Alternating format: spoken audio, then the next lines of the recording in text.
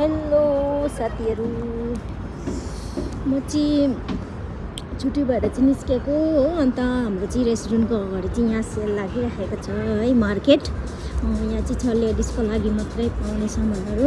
अन्त मैले चाहिँ दुईवटा प्यान्ट पनि लिएर गइसकेँ दोकानबाट है। अन्त यहाँ चाहिँ सेल लागेको छ, क्रिसमसको दिनसम्म लाग्ने होला है। यो चाहिँ अहिले चाहिँ दोकान अहिलेसम्म खुलै छ। अब यहाँ चाहिँ तपाईँलाई देखाउँदै जान्छु म पसलहरू कस्तो कस्तो छ, के छ। कस्तो जाडो पनि छ, हावा पनि लागिरहेको छ। ज्याकेट पनि लिएको छैन मैले चाहिँ हो। हेर्नुहोस्, दोकानहरू उठाउँदै रहेछ अलिअलि गर्दा। अहिले चाहिँ क्रिसमसको दिनको लागि चाहिँ सम होला यहाँनिर है, दोकान पसलहरू। यहाँनिर हेर्नुहोस्, भगवानको फोटोहरू छ है, कस्तो मजा मजाको छ क्या। हेर्नु सक्नुहुन्छ, यो चाहिँ मार्केट लागिरहेको छ है। मैले त अरू कपडा पनि लिएर गइसकेँ, दुईवटा प्यान्ट कस्तो मन पऱ्यो मलाई चाहिँ। त्यही भएर चाहिँ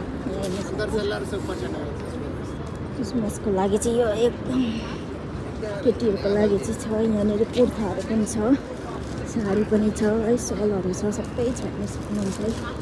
मिची होटेलको अगाडि सेल लागेको छ। सेल मान्छेहरू घुम्नु अघि दिउँसो झन् पुरा थियो मान्छेहरू। अलिअलि कम्ती छ किनकि उठाउँदैछ नि त कानकोहरू, चुडाहरू, क्लिपहरू, सुरुवालहरू है। हेर्नु सक्नुहुन्छ कति धेरै छ सेल लागेको है।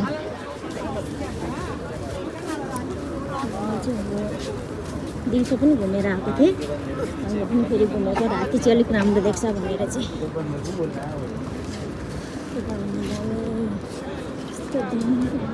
सेलहरू लागेको छ है। सेलहरू, पानीको बोतलहरू पनि छ, सबै छ है। यहाँ कुर्ताहरू छ, हेर्नु सक्नुहुन्छ। दामी दामी छ यहाँ चाहिँ। मैले अघि आएर पनि लगेर गइसकेँ। भोलि पनि लाग्छ होला है। यहाँ बिचमा चाहिँ क्रिसमसको लागि रेडी हुँदैछ। सेल लागेको हेर्नु साथीहरू, यहाँ यस्तो छ है। मैले चाहिँ यहाँबाट प्यान्ट लिएर गएको, दुईवटा प्यान्ट लिएर गएँ है। राम्रो लाग्यो। जेन्ट्सको लागि छ, लेडिजको लागि छ। यहाँ चाहिँ सेलहरू लागेर मजा लगाएको छ। कुर्ताहरू छ, नानीहरूको लागि कपडाहरू छ है। यहाँ चाहिँ